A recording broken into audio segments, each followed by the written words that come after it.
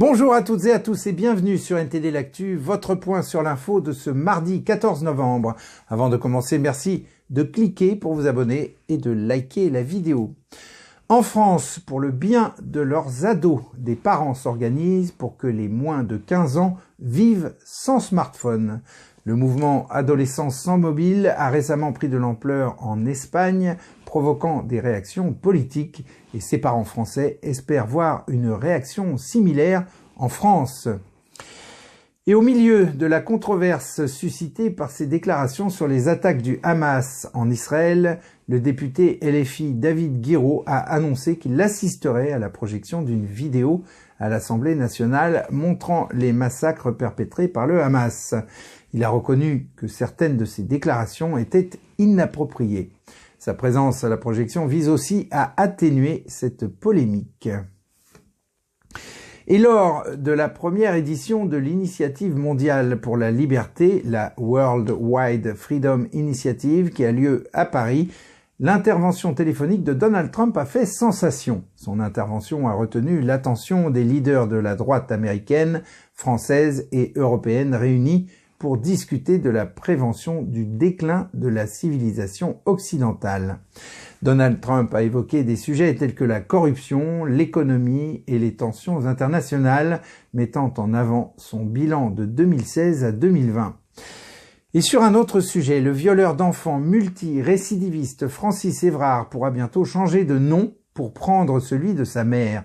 Une action rendue possible par une faille dans la loi et qui a été qualifiée de scandaleuse par l'avocat de l'une de ses victimes.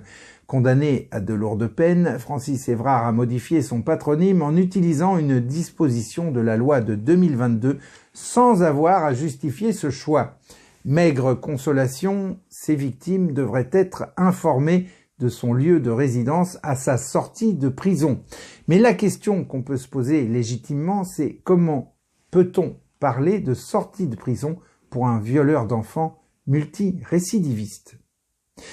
Et passons maintenant à la météo avec 9 départements du nord, de l'est et du centre-ouest de la France qui sont placés en vigilance orange par Météo France en raison des risques de crues et de pluies inondations. Le nord du pays est le plus impacté jusqu'à présent. Et je laisse maintenant la parole à Anthony. Anthony, c'est à vous, on vous écoute. Merci Rémi. En Europe, l'antisémitisme et d'autres formes d'extrémisme sont actuellement au cœur des préoccupations. À côté de chez nous, chez nos voisins britanniques par exemple, une grande manifestation pro-palestinienne s'est tenue récemment. Et celle-ci a malheureusement été marquée par des affrontements entre des contre-manifestants d'extrême droite et la police. Et ce n'est pas un cas isolé. Chez nous, en France, ces derniers jours, l'attention se porte sur une hausse alarmante des actes antisémites.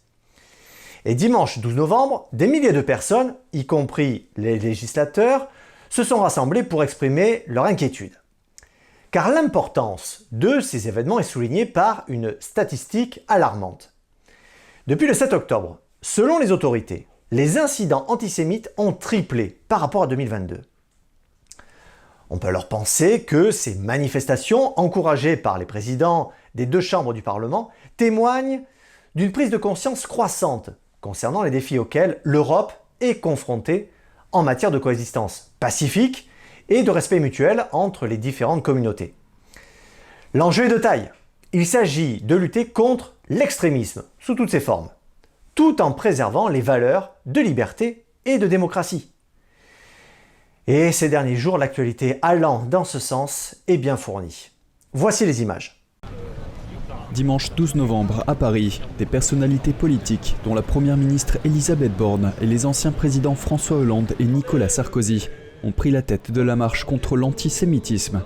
La police a estimé que ce dimanche, plus de 182 000 personnes avaient défilé en France, dont 105 000 à Paris.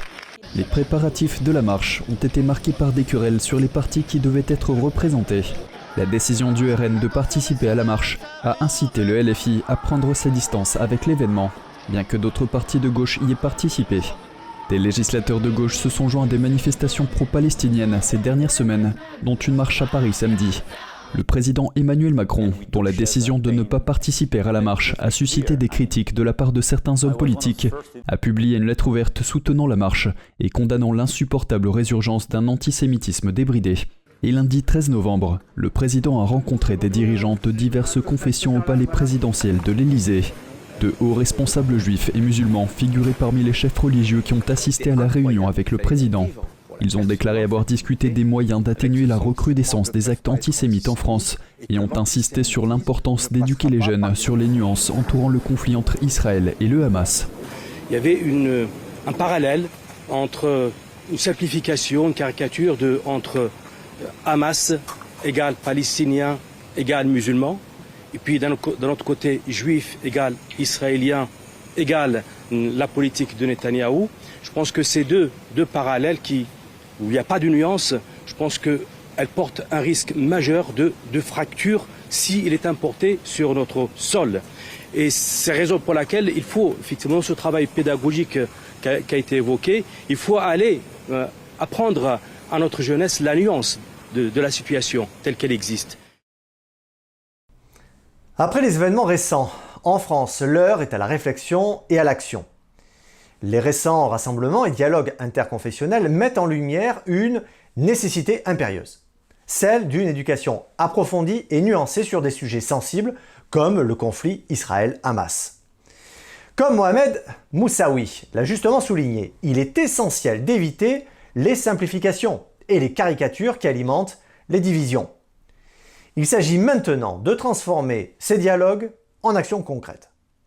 Et l'éducation est fondamentale pour briser les cycles de méfiance et de haine, en enseignant la tolérance et en promouvant le respect mutuel.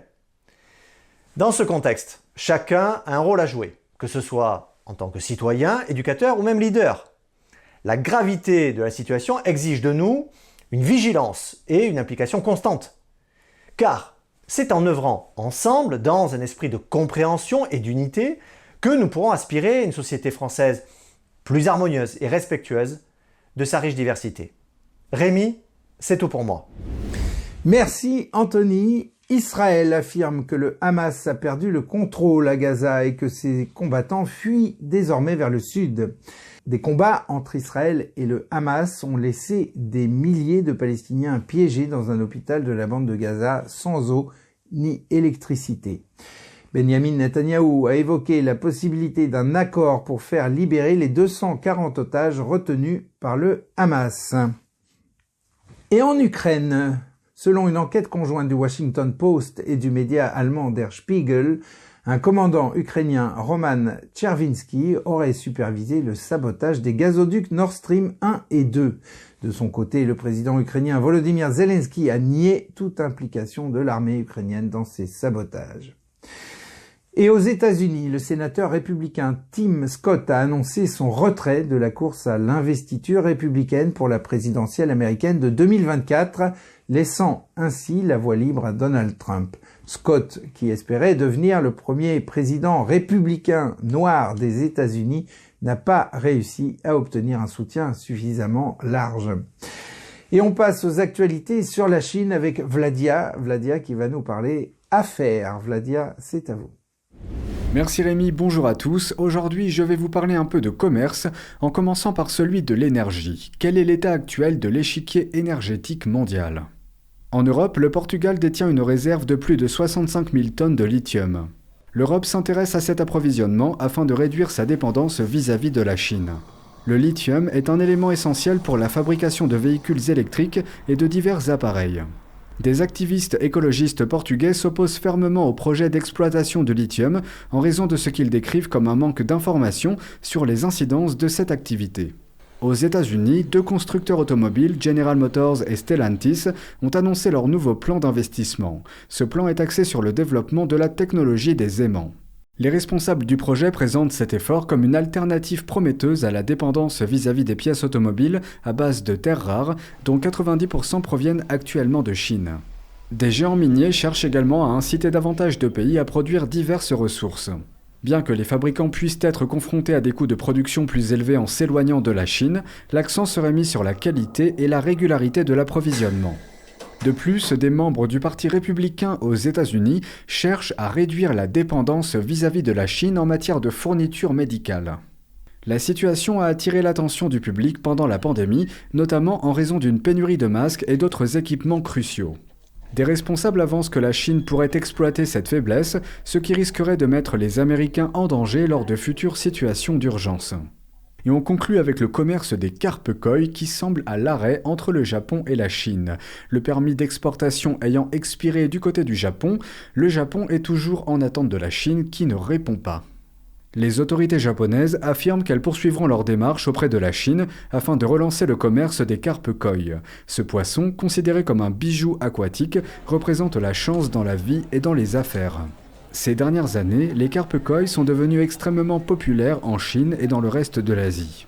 Les exportations japonaises de koi ont doublé au cours des 10 dernières années. C'est tout pour moi, merci Rémi, très belle journée à tous. Merci Vladia, et on conclut cette édition avec l'histoire bouleversante de Ma Xizong, un musicien chinois de renom, contraint de fuir pendant la révolution culturelle. Ma Xizong est né le 7 mai 1912 en Chine, dans la région du Guangdong, et il est mort le 20 mai 1987 à Philadelphie, aux États-Unis. Ce virtuose au destin tragique a été pris pour cible et persécuté, qualifié par les communistes de réactionnaire bourgeois, contraint de subir humiliations, détentions et menaces.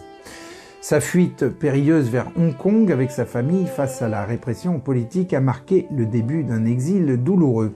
Après son départ, Ma Xizong ne foulera plus jamais le sol de la Chine, sa patrie, emportant avec lui un lourd fardeau de traumatisme. Dans un discours, il a dit, je cite, « La révolution culturelle est en train de détruire les intellectuels chinois. Les événements qui se sont produits depuis l'été et l'automne dernier m'ont plongé dans un désespoir total et m'ont contraint, ainsi que ma famille, à devenir des fugitifs. » Son histoire poignante révèle les ravages de la révolution culturelle. 2 articles de Vision Times que vous trouverez dans la description de cette vidéo parlent de la vie semée d'embûches de ce compositeur de génie. Et voilà, c'est la fin de cette édition. Merci à toutes et à tous de l'avoir suivi. On se retrouve donc demain à 13 h pour une nouvelle édition de NTD l'Actu. Et en attendant, portez-vous bien, aidez-vous les uns les autres et à demain.